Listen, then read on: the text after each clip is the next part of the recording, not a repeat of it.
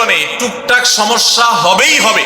যারা বিয়ে করেন নাই আগে থেকে প্রস্তুত থাকেন, বুকে পিঠে ছালার বস্তা সব বেঁধে রেডি থাকেন। বিশেষ করে সময় যেভাবে গড়াচ্ছে তাতে করে সামনে থেকে হেলমেট পরেও যাওয়া লাগতে পারে।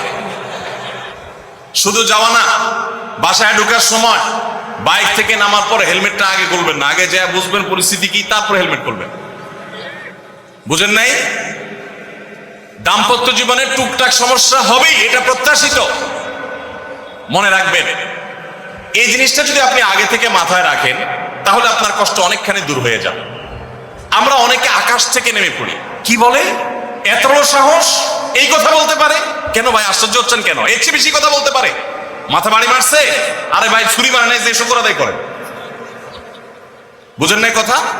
একই কথা বোনদের জন্য প্রযোজ্য। আমার মা বোন যারা শুনছেন তাদেরকেও বলছি, আপনার স্বামীর একটা কথা শুনে আপনি আকাশ থেকে নেমে পড়ছেন, আকাশ ভেঙে পড়ছে মাথার উপরে। কি এটা বললো সে, আপনি ডিপ্রেসড হয়ে যাচ্ছেন। আরে বোন ডিপ্রেসড হচ্ছেন কেন? এটা কেন?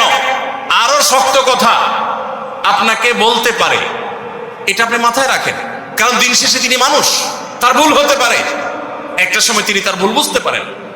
দাম্পত্য জীবনে যদি স্বামী স্ত্রী উভয়ে যদি ধৈর্যশীল না হয়, সবরকারী না হয়, হুটহাট রিয়াকশন করে ফেলে, কখনো দাম্পত্য জীবনে সুখী হওয়া সম্ভব নয়। মনে রাখতে হবে, একসাথে থাকতে গেলে, দুইটা পাতিল একসাথে থাকতে গেলে টুনটান লাগে না? বাধে হয় না?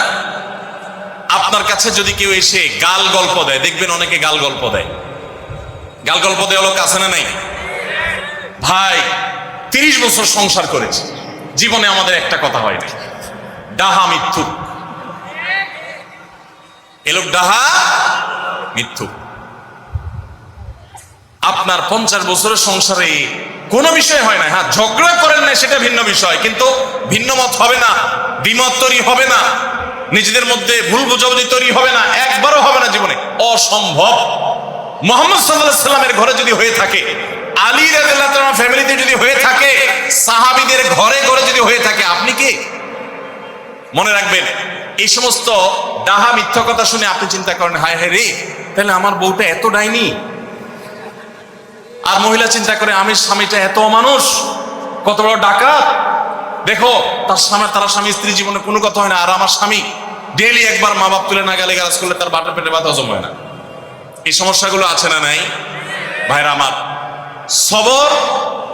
সবর করার জন্য, সবর করা সহজ হবে আগে থেকে যদি প্রস্তুত থাকেন যে এই সমস্যা হবে।